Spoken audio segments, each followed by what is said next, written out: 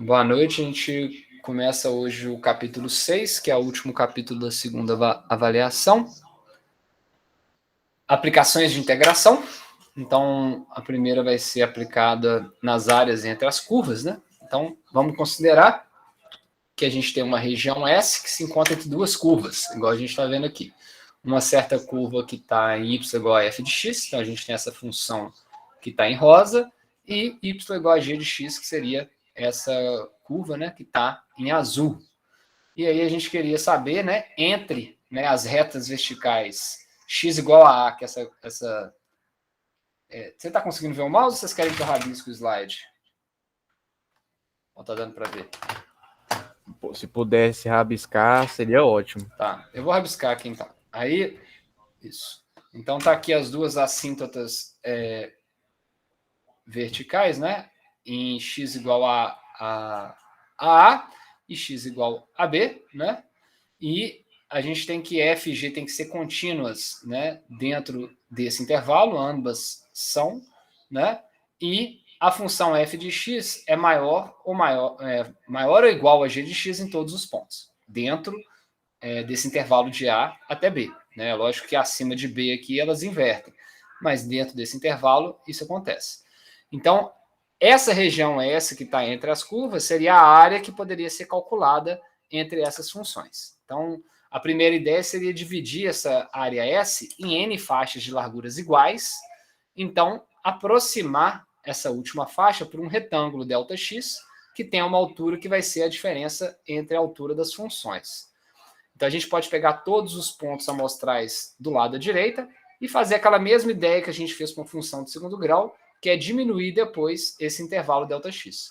Então aqui estaria a ideia, né, de primeiro fazer um retângulo de largura ΔX, né? Esse retângulo vai ter uma altura dada pela diferença das funções. Então o valor de x, né, desse ΔX que você colocou, vai ter um valor médio que a gente está marcando aqui, que vai ter esse valor da função, menos o valor de g de x que está aqui, daria ao todo essa área desse retângulozinho. E aí depois a gente poderia fazer n retângulos em todos esses espaços e a gente vai vendo aqueles teoremas que são parecidos com o que a gente viu, né, que você pode pegar a esquerda ou a direita, ou pegar o ponto amostral como seno esse ponto x asterisco linha, né, que seria um ponto médio. E aí, às vezes, a região que você não está contando, né, igual aqui, ó, é compensada por uma região que você conta a mais com esses retângulos. Né? Então, depois a gente poderia aplicar a soma de Riemann, né, que seria, né, o somatório de n retângulozinhos, né, então, aqui, ó, de n retângulos, de 1 até n, da altura, né, que é a diferença entre as funções, vezes a largura, que é o ΔX. Então, intuitivamente, né, quando a gente aproximar n de infinito, cada vez melhor, né, isso aqui vai representar a área real da diferença entre as funções. Então, essa área A, que está dentro da região S, né, ela vai ser, então, né, o limite da soma das áreas desses retângulos de aproximação.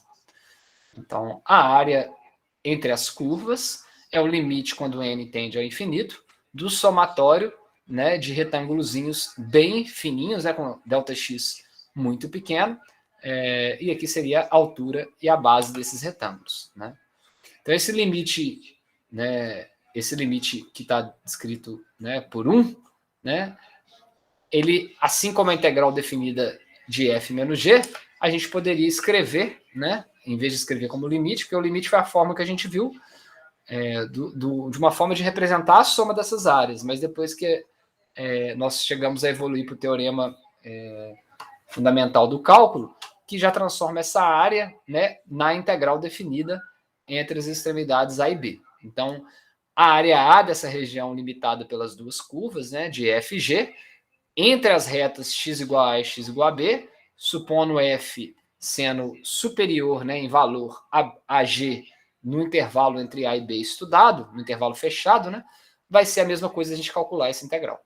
Então, poderia ser feito pelo limite, mas não vai ser o caso. A gente vai usar a forma da integral para fazer isso. Então, a subtração dessas curvas que vão estar nesses limites entre A e B. Então, no caso especial, onde g é igual a zero, né, que seria o que a gente fez antes, né, a gente volta para a definição anterior, né, do capítulo anterior, onde a área abaixo da curva da função f é essa integral f de x dx. Ela estaria calculando a área da curva. Então, a única coisa que a gente acrescentou em relação ao capítulo anterior é que agora é a área entre duas curvas, e não entre uma curva e um eixo, igual a gente calculou antes. Então, nesse caso, desse segundo exemplo, né, as duas curvas são positivas, né, as duas estão acima do eixo positivo de y, né? Então, nisso a gente consegue mostrar, né, que a área, né, que a gente estaria calculando entre as curvas, né, é a área total da função f de x. Aí essa área total, obviamente, ia estar pegando tudo, né, até o eixo y igual a zero, né, aqui. E quando a gente subtrai, então, essa segunda área, né, que é essa área de baixo, ó, que seria a área sobre a curva de G, que seria toda essa área que eu estou rasurando no sentido contrário, sobraria somente, né, essa áreazinha daqui, em bolinha, que é a área entre as duas curvas. Então, isso é a mesma coisa de a gente calcular a área da função f de x menos a área da função g de x no mesmo intervalo. Aqui agora já é mostrando para um caso onde tanto f quanto g são positivos. Todos os valores são positivos. Né? Então, a gente volta a ter, né, a equação deduzida anterior, né, que vai ser a integral definida entre a e b da diferença das áreas das funções. Então, nesse primeiro exemplo, encontre a área da região que é limitada acima por essa função, y igual a exponencial de x, e por baixo é limitado por essa reta, y igual a x. E lateralmente, os seus limites são sempre 0 e 1. Então, a gente tem aqui em rosa, né, em cima, y igual a epsilon de x, né, exponencial.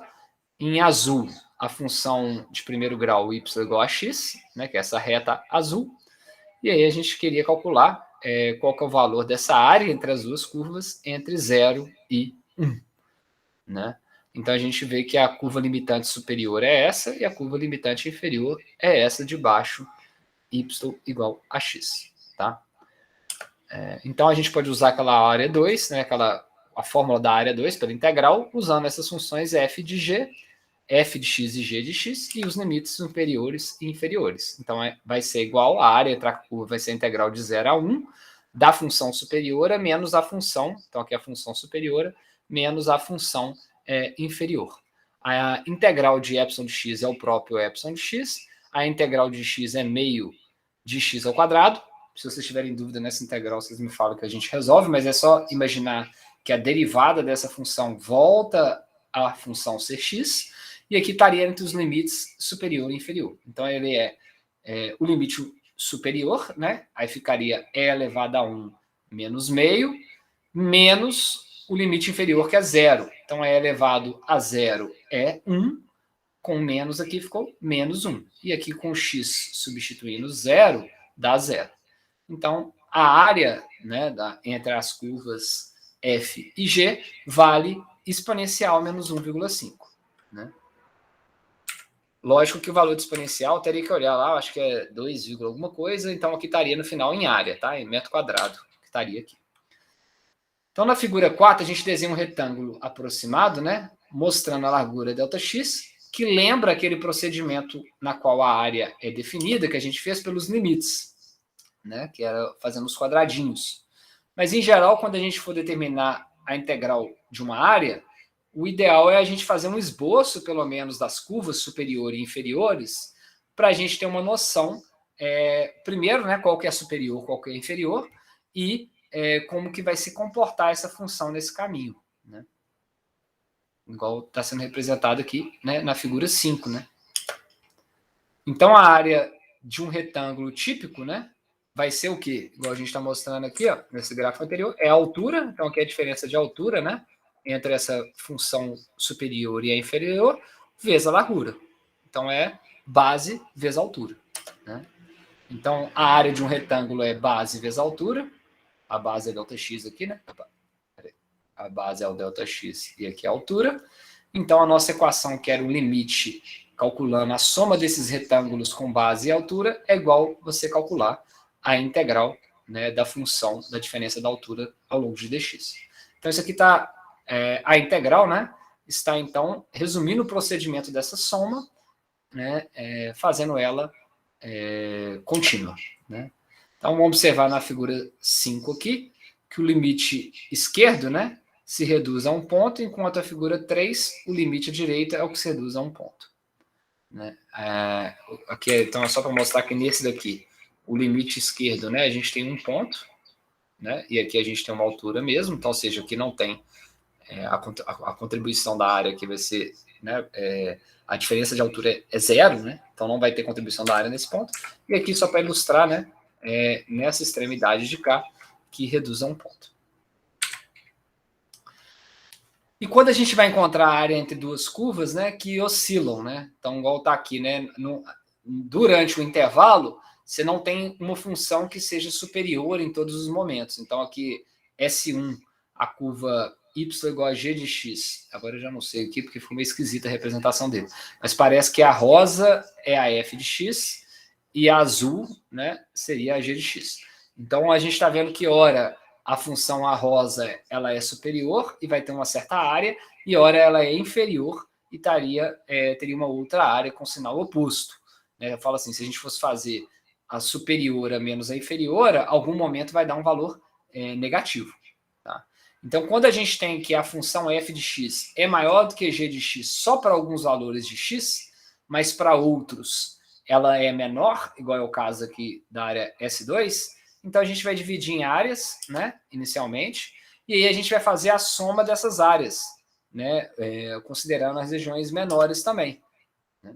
E a ideia seria que, nesse caso, ela tem que realmente mudar. Opa, mudou aqui. Então a gente teria que fazer uma diferença, né, que essa área daqui entraria como uma área negativa.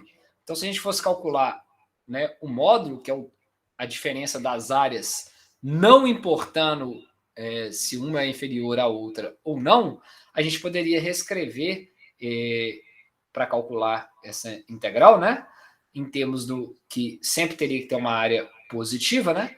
Que quando f for maior do que g de x, a gente vai trabalhar com... Aqui ficou faltando, né? A gente trabalharia com f de x menos g de x, quando f for maior do que x, ou seja, nessa área e nessa área.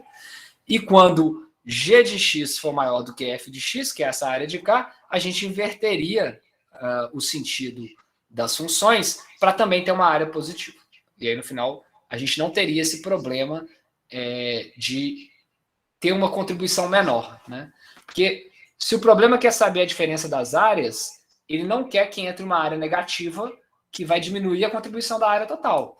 Né? E se você faz a integral em todo o limite, você vai ter uma subtração dessa área no meio da integral. Então, aqui o certo seria você dividir, né, em intervalos onde uma é maior ou a outra é maior e usar as duas funções dessa forma para garantir sempre a soma das áreas e não a subtração. Né? Então, desse jeito, a expressão, quando a gente tem áreas da curva, onde ora f de x é maior e ora g de x é maior, é você calcular a diferença com o módulo. E aí, ao fazer essa diferença com o módulo, você acaba invertendo quem que vai subtrair de quem, para ter sempre um número positivo ao fazer em etapas, né? De A até esse ponto, desse ponto até esse ponto, desse ponto até esse. Então, a área total vai ser a soma dessas três integrais, e nessa integral da parte do meio, você vai inverter a função g com a de f para dar positivo. Então, quando a gente calcula a integral usando 3, né, a gente tem que dividir, né, em integrais correspondentes.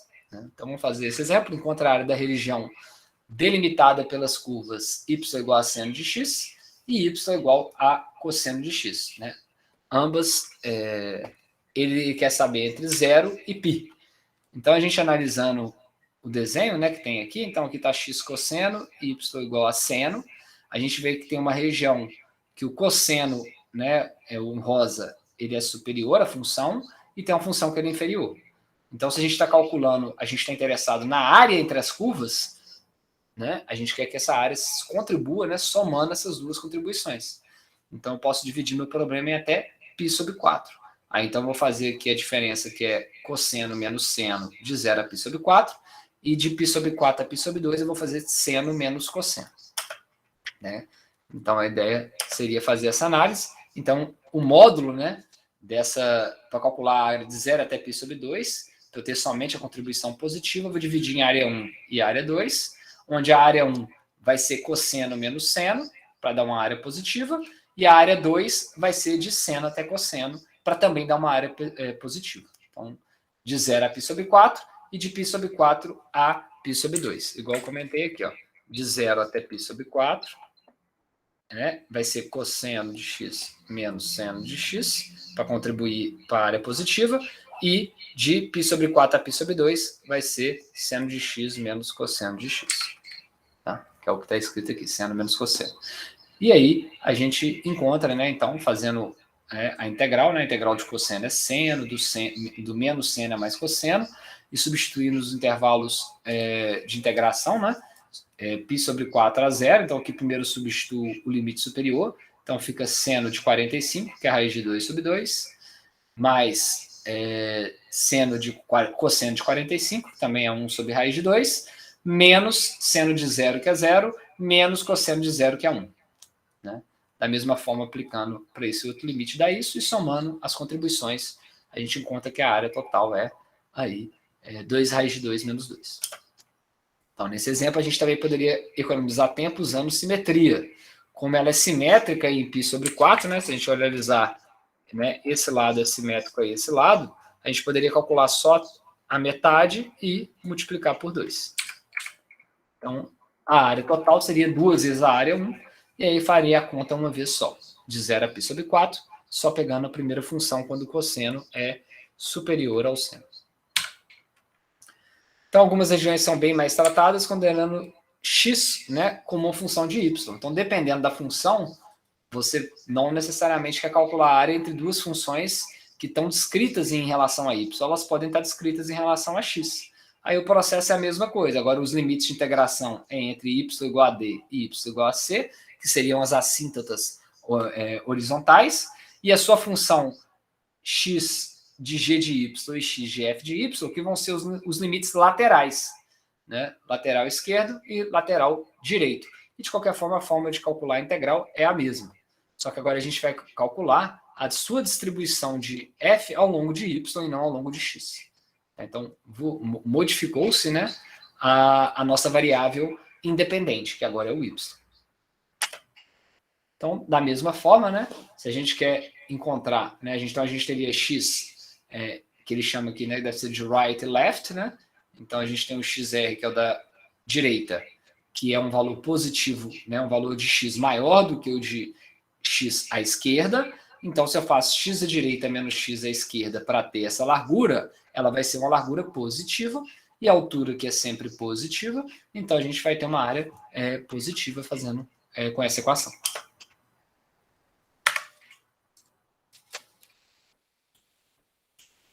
Então, essa é a seção 6.1, que amplia um pouco mais o que a gente viu de cálculo de área, só que agora aplicado em duas curvas, que podem ser curvas que variam ao longo de y ou variam ao longo de x. E aí nós vamos para a próxima seção, que já é cálculos de volume, a partir da integral. Então, nessa tentativa de encontrar o volume de um sólido, a gente sempre tem um problema que seria, né, o mesmo tipo de problema de calcular áreas. Só que a gente tem uma ideia intuitiva do volume, e para tratar ela usando o cálculo, a gente tem que chegar na definição exata do volume. Então, vamos começar com um volume simples chamado cilindro, ou um cilindro reto, igual a gente está vendo aqui. Tá? Então, como mostra nessa figura, né, um cilindro é determinado por uma região plana B, que é a base 1, uma região congruente, uma base 2, né, que é num plano paralelo, né, e esse cilindro vai estar em todos os pontos, né, de segmentos entre a base que une B1 e B2. Né? Então, se a área da base é A área da base vezes a altura do cilindro vai dar o volume. Isso é óbvio, talvez. Né? Então, B1, nesse caso, não quer dizer que B1 e B2 vão ser iguais. Né? Mas o cilindro ser reto quer dizer que os planos B1 e B2 são perpendiculares um ao outro. Então, em particular, se a base desse cilindro é um círculo, né, com raio R, igual a gente viu aqui. Então, ele vai ser um cilindro circular. Aqui nesse primeiro exemplo é um cilindro genérico, né, não precisa ser circular. E o volume vai ser a área da base vezes a altura. Então, a área da base é πr² vezes a altura h. Então, esse seria o volume do cilindro. Se a base é um retângulo, né, que tem comprimento L, altura h e largura w, o volume vai ser o produto, né, das suas dimensões L, h e ômega. Então, para um sólido que não é um cilindro, então primeiro a gente pode cortar, né, esse cilindro em pedaços. Opa, saí. Como se ele fosse um pãozinho. Vamos voltar aqui, então. Então, a gente pode estimar o volume. Então, a gente pode cortar primeiro em S pedaços, né, desse cilindro, estimar o volume de cada elemento S e adicionar esses volumes até chegar no valor total do cilindro. Né? E da mesma forma, a gente pode chegar ao volume exato através de um processo de limite com um número de pecinhas muito grandes. Então, a gente começa interceptando, né, esse sólido S com um plano e obtendo uma região plana que é chamada seção transversal de S. Então, se A for a área de seção transversal de S no plano PX, perpendicular ao eixo X, e passando entre os pontos A e B, né, igual nessa figura, a gente pode fatiar S com uma faca e calcular a área de uma fatia. Então, a gente teria um certo volume, e aí a gente pode cortar, então, esse volume e obter, no plano, nesse caso, né, é o plano Z, né, que não estaria representado aqui, Y, né, e aí a gente teria essa área de seção nesse corte. Né? Então a gente vê que essa área de seção está variando quando eu varia com X. Né? Se eu aproximar aqui do limite de AB, está diminuindo essa área, e se eu também vou voltando aqui para essa assíntota A aqui, ele vai diminuindo o volume também. Então, a gente pode dividir esse nosso sólido S em N fatias, igual a gente está mostrando aqui. Fatias de larguras ΔX, né, para fatiar esse sólido. E a gente pode escolher, então, alguns pontos amostrais para somar o volume desses sólidos. Tá? Aproximando, então, a soma, né, de todos esses planos com essas alturas. Então, se eu tenho a altura de um plano, vezes o ΔX, que é a largura, eu tenho a contribuição de cada fatia, né, volumétrica que está representada aqui. Então, o volume desse cilindro vai ser a área, né, calculada dessa seção cortada, vezes o ΔX da largura. Né? Então, isso aí chega numa intuitiva fórmula, né, que é o volume dessa soma de fatias vai ser a área de cada fatia posicionada em X vezes a largura dela. Então, adicionando volume nessas fatias, a gente tem uma aproximação para o volume total. Então, o volume total vai ser o somatório da área das fatias vezes a largura. Então, da mesma forma, a gente pode aproximar esse somatório igual aqui está, né, para N igual a infinito. Aí essas fatias vão ficando cada vez mais fininhas e se aproximam do volume real. Né? Então, a gente define o volume como o limite dessas somas quando N tende a infinito. E, de novo, né, a gente chega na soma de Riemann como uma integral definida para esse caso. Então, a gente teria, né, sendo S um sólido entre as assíntotas x igual a A e x igual a B, se a área é transversal do plano S, né, do plano PX, passando por x e perpendicular a ele, é A de x, onde A é contínua, então o volume vai ser igual ao limite da soma dessas áreas vezes a largura, ou a integral definida de A até B da função que representa a área transversal vezes a largura ΔX. Então, ao realizar essa integral, né, em tese, uma integral unidimensional, né, porque é em x, a gente está calculando o volume, porque a gente está somando áreas com elementos de comprimento, né, vamos falar assim, que seria ΔX.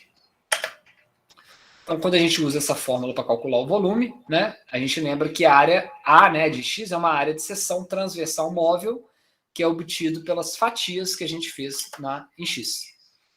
Então, para um cilindro, por exemplo, essa área A vai ser constante. né, que vai ser igual a A para qualquer X.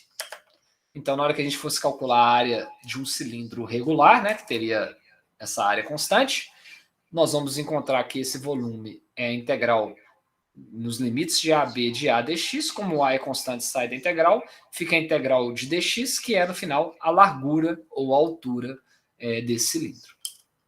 Então, vamos mostrar, né, que o volume de uma esfera de raio R é 4/3 de PR ao cubo. Então, vamos mostrar isso através, né, usando essa noção de simetria. Então, primeiro, se colocar a esfera de maneira que seu centro se encontre na origem do sistema de coordenadas e o plano PX intercepta a esfera em um círculo cujo raio é dado, né, pelas essas coordenadas. Então, se a gente tem aqui, ó, a gente quer saber o raio desse círculo, o raio dessa circunferência, né, é a altura de y, e ela vai ser o quê? Ela vai estar relacionada com R e com x. Então, até pelo próprio teorema de Pitágoras, né, R ao quadrado é igual a x2 mais y2. Se eu quero descrever em termos de seção perpendiculares ao eixo x, eu só vou isolar o y aqui, igual o problema fez. Aí fica R2 menos x2 raiz, né, igual tá aqui. E então, isso está me falando como que, ao variar x, né, a minha função da área, que seria que estaria saindo daqui, né, desse valor, né, nós vamos usar o valor de y para calcular isso, como que vai variar essa área de seção, ou seja, a altura de y, né, de acordo com x. Então, a área da seção transversal A de x é πr ao quadrado, onde o raio dessa circunferência é y e onde y é dado por essa expressão. Então, a nossa integral vai integrar A de x ao longo das seções dx, pegando as contribuições de cada calotinha dessa, né, que está em n posições de x, dessa forma. π vezes r ao quadrado menos x2. Isso aqui é uma constante, e aqui é o valor como x é variando, né? Então, quando eu chegar aqui no centro, ó, onde x é igual a zero, quando x é igual a zero, a minha área vai ser πr ao quadrado, que é a área máxima. Seria a área... Eu não consigo apagar aqui, não. Seria a área de toda a circunferência. Né? Então, continuando, então, usando a definição do volume com A igual a menos R e B igual a R, que a gente vai variar de A até B, pegando todos os valores. Então, nosso volume vai ser de menos R a R, A de x dx. A nossa função A de x pode ser descrita em termos de π vezes r ao quadrado menos x ao quadrado. Lembrando que isso aqui, ó, é o limite de x, tá? Então, isso aqui é de x igual a menos r a x igual a r, porque essa é a variável que a gente está integrando. Então, integrando essa função, né, como ele é par, né, de menos r a r, a função quadrática é par, eu não preciso fazer nesse limite inteiro, eu posso fazer de 0 a r e multiplicar por 2. Então, eu fiz aqui de 0 a r e multipliquei por 2. Usando a simetria, e a integral de r ao quadrado menos x2 é r ao quadrado x menos x ao cubo sobre 3. Tá? Então, fazendo essa substituição do limite superior menos o limite inferior, a gente tem isso, que dá o volume de 4/3 de πr ao cubo. Ou seja, a gente deduziu, através da definição do volume, vindo pela integral, a expressão do volume de uma esfera. Tá? Então, lá na época do segundo grau, né, isso aqui foi julgado por vocês. Né? A área o volume de uma esfera é esse valor. E agora a gente conseguiu deduzir essa expressão geral através da integral do volume. Ô, professor. Sim? Ali, ó, no 2π, né? Aí tem o... Eu esqueci como chama esse negócio, é colchete ou é chaves? Colchete. Tá. Aí é r ao quadrado x, essa parte eu entendi, que é primitiva que você usou aí. Aí depois que você fez o igual, a parte essa outra parte eu não consegui entender. O zero vai zerar os dois lados, né? O limite inferior vai zerar, ó, porque vai dar zero aqui e zero aqui. Então só sobra o limite superior. Então o limite superior você substitui okay. Aqui é de x igual a r, né? A x igual a zero. Então o inferior vai dar zero e o superior vai dar r ao cubo menos r ao cubo sobre 3. Aí é como se somasse isso aí com zero, aí vai dar isso aí. Aí isso aqui seria menos zero, e aí deu isso. Ok, beleza, tá? beleza. Que seria do limite Esse aqui é do limite inferior. E aqui seria do limite superior. Uhum. Que é x igual a R, x igual a zero. Tá? Ok. Então, a figura mostra essa definição do volume quando o solo é uma esfera com raio R. Então, se você divide em 5 discos, você está com o seu valor do volume bem longe da integral, né, que daria 4,27. Se você fez mais divisões agora e tem 10 discos, já aproximou de 4,209. Se você usar 20 discos, já ficou com o valor de 4,19. Né? Então, à medida que você aumentando o número de discos, você aproxima do valor real. Qual que seria o volume real? 4/3 de π r ao cubo. Deixa eu fazer aqui. Não sei se ele vai mostrar no 4. Daria 4 dividido por 3 vezes π. Então, daria 4,18, tá, gente? Então, 4,18 seria o volume real, e a gente vê que com 20 discos a gente já está em 4,19. Né? Então, teria que continuar fracionando ou fazendo pela integral, que vai pegar a contribuição de N seções muito pequenininhas e daria o valor de 4,18, que é o esperado. Então, as fatias do cilindro são circulares e as 3 partes da figura mostram as interpretações geométricas dessa soma de Riemann. Tá? Então, quando a gente está fazendo a área de seção vezes ΔX, no caso do cilindro circular, essa área de seção é do cilindro de raio 1, é 1 menos x ao quadrado. Né? Então, isso aqui seria a área de cada disquinho, pegando o raio superior menos aonde você está correndo com x. Então, para n igual a 5, 10 e 20, né, a gente viu que vai melhorando essa aproximação. Então, quando o número de cilindros aumenta, a soma de Riemann se torna cada vez mais próxima do volume verdadeiro.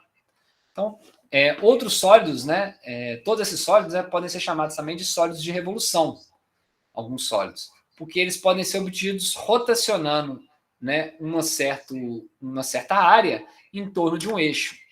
Então, uma outra forma, né, em geral, a gente pode calcular o volume de um sólido de revolução usando a mesma fórmula básica da definição. Então, né, o volume pode ser a integral definida da área de seção de x ao longo de dx ou a área de seção em y ao longo de dy.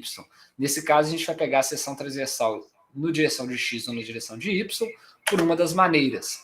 Se a seção transversal for um disco, então a gente encontra o raio do disco em termos de x ou y e usamos, né, a equação que a área é igual a π vezes o raio ao quadrado.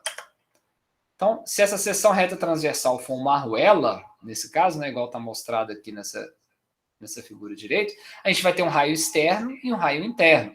Então, a área dessa arruela vai ser, né, calculada através da subtração das áreas. Então, a gente vai ter uma função área que vai integrar ao longo dessa direção, mas essa função área, né, ela vai ter a subtração dessas duas funções, igual a gente viu para calcular a área entre duas curvas. Então, você vai ter uma função que vai ser a área entre as duas curvas, e aí você vai integrar ela ao longo de x, somando a contribuição dessa diferença ao longo desse caminho, né? Que aqui está mostrando que seria tipo, né, uma rosquinha aqui, pelo visto.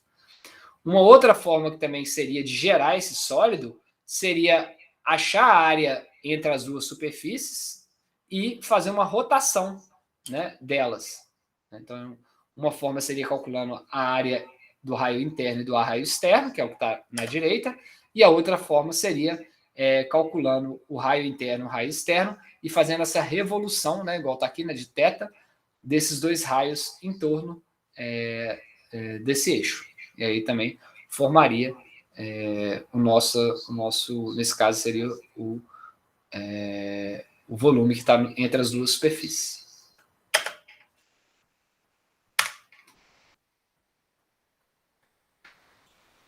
Indo, então, para outras aplicações, então a gente viu a aplicação calculando a área entre duas curvas e o volume, quando a gente representa a área de seção vezes uma largura dessa área de seção em termos de x ou y. Então, agora a gente vai entrar no volume por cascas cilíndricas.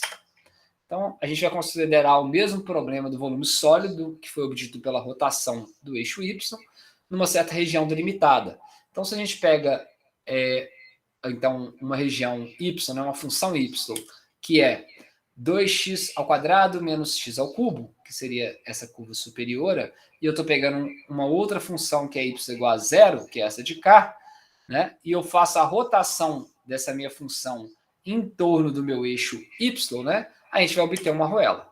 Né? Vocês podem imaginar aqui que se essa curva rotacionar aqui em volta, né? Ela vai fazer tipo uma rosquinha, né? Ou uma arruela. Então, para calcular os raios internos e externos, primeiro a gente teria que resolver essa equação cúbica em termos de x e y, que não é fácil. A gente teria que descrever isso em termos de um raio. Mas existe um método chamado método das cascas cilíndricas, que vai ser mais fácil de usar como esse. Então, é um método de integração que a gente vai utilizar essa simetria das cascas para resolver isso.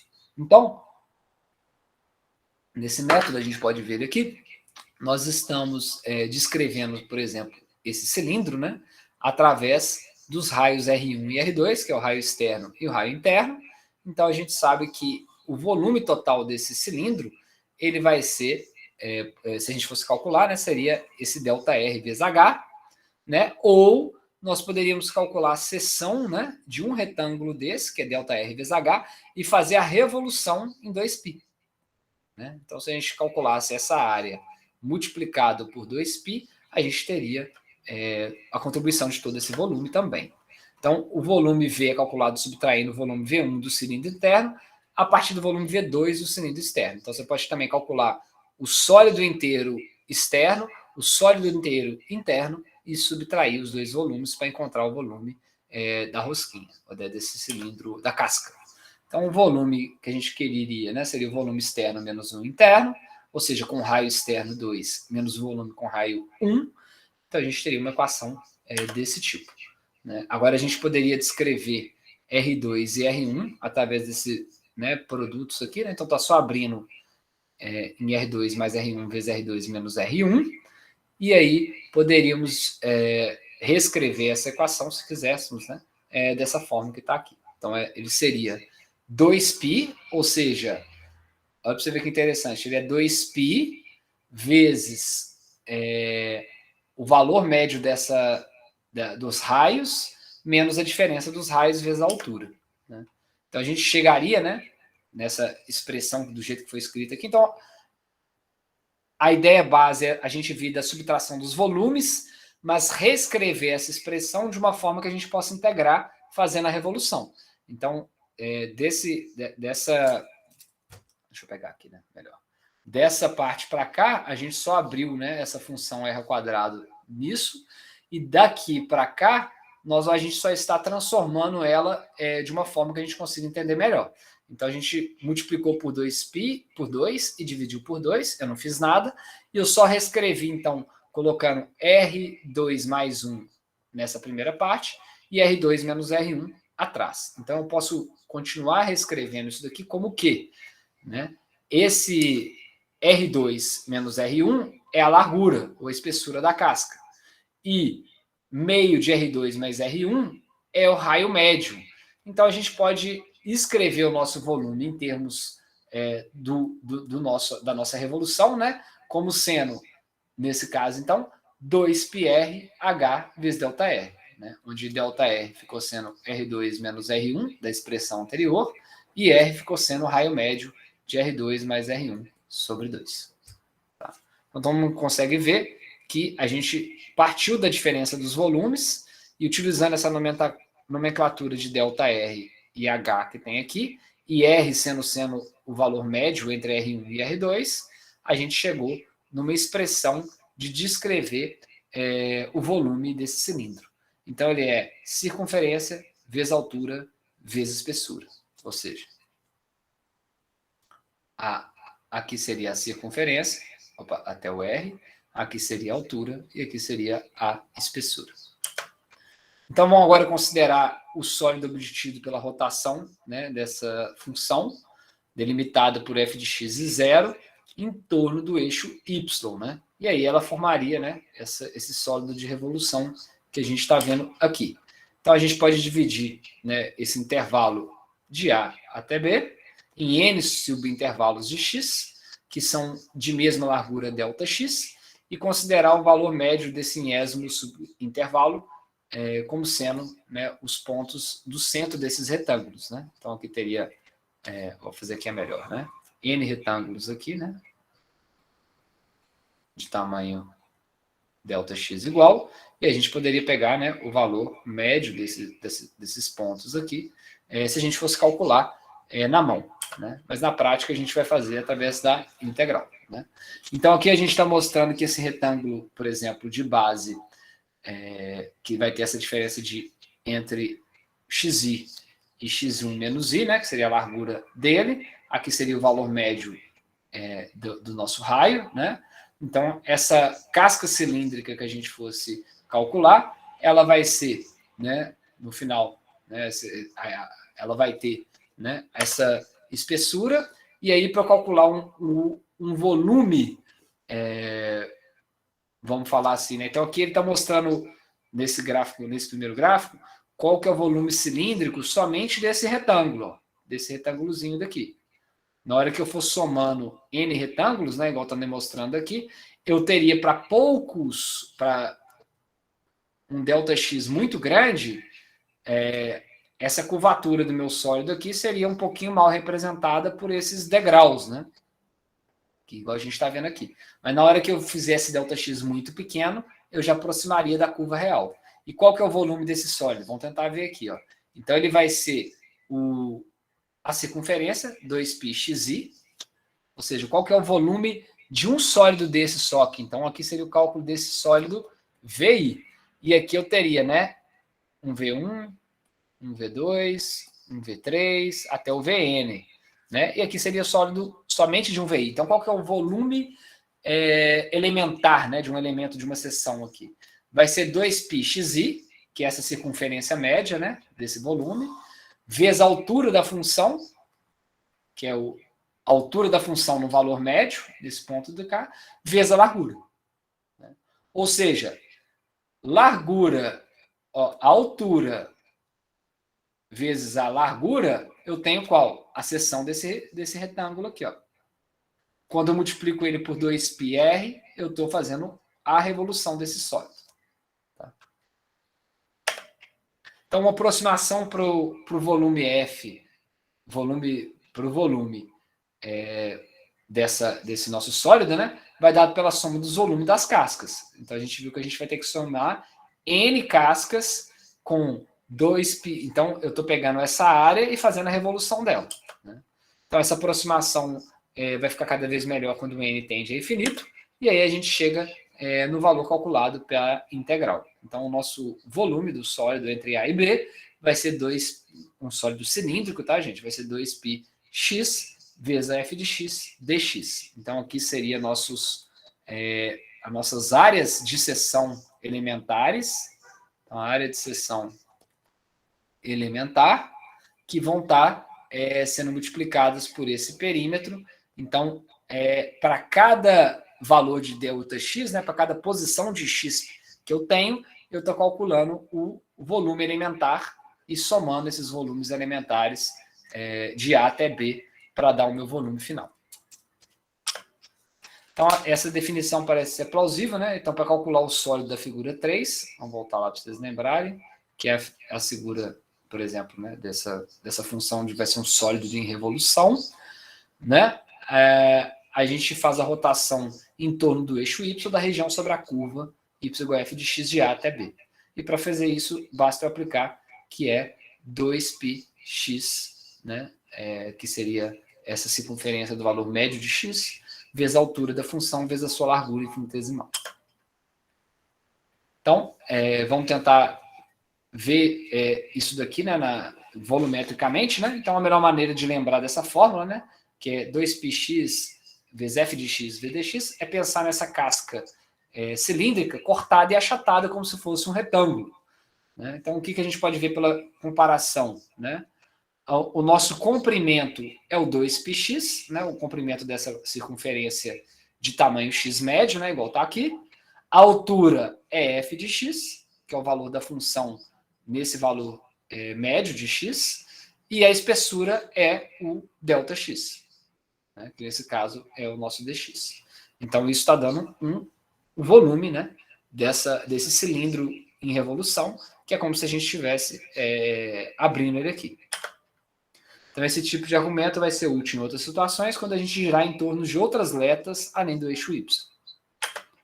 Então, exemplo, encontra o volume de um sólido obtido pela rotação em torno do eixo y na região delimitada entre essas duas curvas. Então, do esboço dessa figura anterior, né, a gente vê que essa casca, né, tem raio x e circunferência 2πx e uma altura dada por 2x ao quadrado menos x ao cubo. Então, aqui a gente consegue pegar um sólido, uma área elementar, né? Então, aqui, ó, ao fazer a revolução de todo mundo, né, eu vou somar essa contribuição com a contribuição do próximo retângulo, com a do próximo, que vão dar os sólidos de revolução aqui. Mas esse primeiro sólido que a gente está vendo aqui, ele tem a altura dada por isso, né? O comprimento dado por 2πx e a largura dado por ΔX. Né? Aqui está colocado x, né? Mas ele vai ser o nosso elemento de x. Então, pelo método das cascas, vai ser 2πx vezes a altura, vezes a espessura.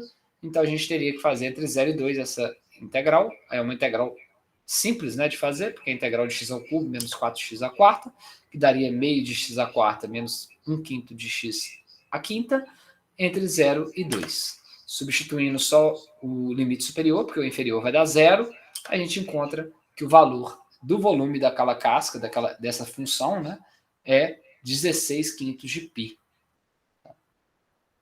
No nível de cálculo, eles não gostam de trabalhar muito com dimensão, tá? Então, se a gente for imaginar que isso aqui fosse dado em metros, isso aqui seria dado em metros cúbicos, tá, gente? Se a gente for olhar aqui, ó, a circunferência é dado uma dimensão de metro, a altura é metro, a espessura é metro, então o volume vai dar em metros cúbicos aqui no final. A livro de cálculo não consegue colocar muita dimensão, mas se existisse uma dimensão, poderia ser metro cúbico, milímetro cúbico, centímetro cúbico, mas ele tem dimensão de volume. Então, a gente está fazendo uma integral simples, né? Uma integral somente de um termo, e utilizando essa estratégia para calcular o volume. No futuro, lá para o cálculo 2 ou 3, vocês vão conseguir calcular essa integral através de uma integral tripla. Então, vocês vão fazer a integral para a espessura, a integral para a altura e a integral para a circunferência. Mas esse método, se forem sólidos de revolução, você já consegue calcular mais fácil do que por integral tripla. Então, pode-se verificar que o método das cargas fornece a mesma resposta que o método das fatias. Tá? Se a gente fizesse por fatia ou por isso. Então, discos e anéis versus cascas cilíndricas. Ao calcular o volume de um sólido de revolução, como sabemos se usamos o método de disco ou anel ou das cascas cilíndricas? Então, várias considerações podem ser levadas em conta. A região é facilmente descrita por curvas na sua fronteira, em cima e embaixo, ou à direita e à esquerda. Então, qual que seria mais fácil de trabalhar? Os limites de integração são mais fáceis de contar para uma variável do que para outra. Então, quando vocês for escolher usar o método do disco ou o método da casca, né, vocês têm que levar essas perguntas em conta. Provavelmente vai dar para fazer dos dois, mas um vai ser mais simples. Então, essa região requer o uso de duas integrais separadas ou apenas uma integral. Então, uma integral é mais fácil, às vezes, de fazer duas. A gente pode calcular a integral só com qualquer escolha de variáveis ou não. Então, se decidir que é mais fácil trabalhar com uma variável do que com outra, determina qual método que você vai usar. Então, desenhar primeiro um retângulo amostral na região correspondendo a uma seção transversal do sólido. Depois, descrever a espessura desse retângulo em x ou y, que vai corresponder à variável de integração. E depois, se você imaginar um retângulo girando, formando um disco, um anel ou uma casca. Poderia ser um método dessa definição.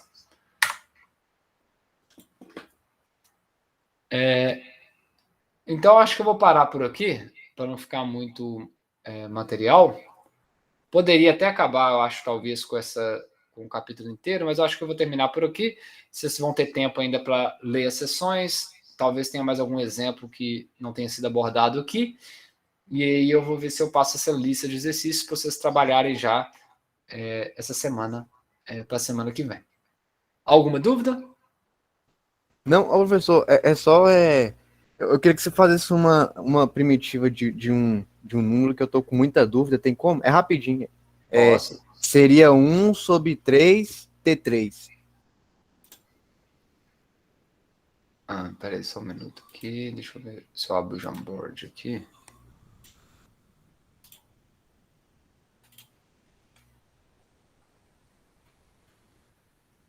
É algum exercício isso? Não.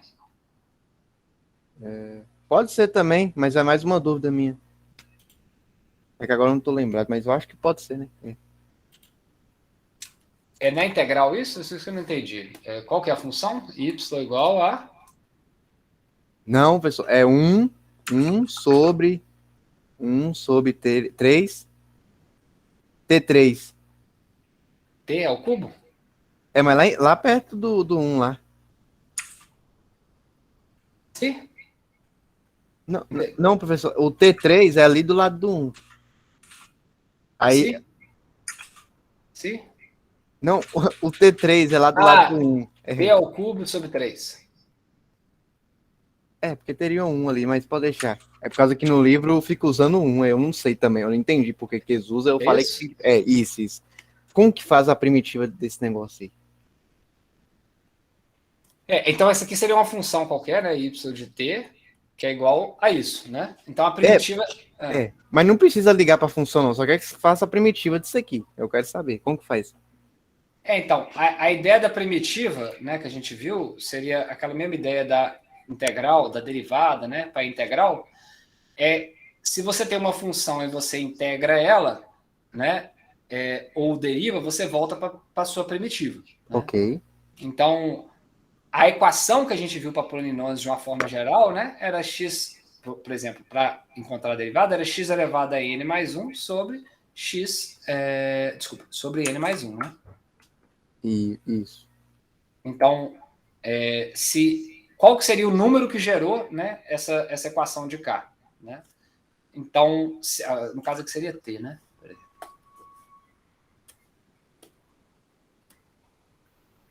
Esse exemplo aqui específico, né?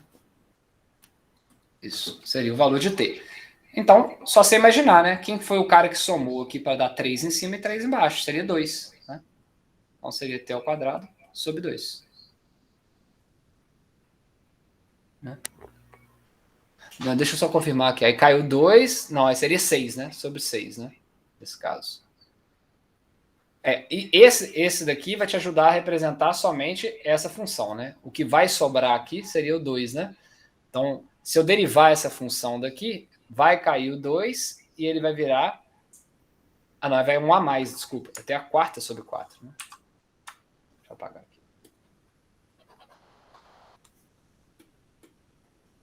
Eu ter a quarta sobre 12, né? Nesse caso. Porque aí cai o 4 para cá. Né? Se você fosse fazer a derivada disso aqui, né? Cairia o 4, subtrai 1 daqui. E o 12 continua ali. Então, ele viraria t ao cubo sobre 3. Né? Então, qual que seria a função, né, que, ao ser derivada, né, cairia nessa função de K? A ideia é você então usar quer essa dizer relação. que que no denominador você deduziu que seria 12? Do jeito que eu fiz aqui, eu deduzi que seria 12, porque se eu fosse aplicar essa equação direto, né, eu teria t a quarta sobre 4. Isso. Uhum. Né? Só que na hora que você vai derivar essa função daqui, ele não vai voltar a ser essa, porque tem um 3 aqui, né? Uhum. Então é como se você estivesse resolvendo, na verdade, para t ao cubo, e depois você coloca o denominador que você quer, né? Esse aqui é uma constante, né? A primitiva vai vir só para esse cara de cá, né? Então esse valor da constante, você pode compensar ele, igual eu fiz aqui. Né? Ok. É que eu pensava, quando eu fui fazer, eu pensava que tinha alguma regra, entendeu? Eu não sabia que podia deduzir também. Não, você pode fazer como se fosse 1/3 vezes t ao cubo, né? Por exemplo. Aí qual que vai ser a primitiva desse daqui? Aí daria, né, o t a quarta sobre 4, não é isso? Que ao ser derivada, né, vai dar esse valor, não é isso? Uhum. Mas aí você tem 1/3 multiplicar na frente. Então esse 1/3 vai multiplicar aqui. Aí vai virar t a quarta sobre 12. Entendeu? Esse 1/3 é um número, é uma constante. Você pode ignorar ela depois e acrescentar ela ao encontrar a primitiva. Talvez por isso que ele carrega esse 1 aqui. Sim. Tá. Para Bora. ficar 1/3, entendeu? A A então deve ser função, isso. você vai encontrar a primitiva da função. A constante que está aqui do lado de fora, você pode manter ela, que ela é uma constante. Já poderia ser 10, poderia ser qualquer valor, né? Porque o livro fica carregando aquele 1 do lado do T ali, ou do X. Aí Eu acho estranho demais. Eu acho que ele deve carregar por isso, para no final ele te mostrar que é uma constante vezes uma função, né? Sim. Pode ser que seja por isso. Ok. Tá bom? Tá bom, deu para entender. Então tá, pessoal, aí todo mundo faz um comentário aqui, presente, etc e tal. E amanhã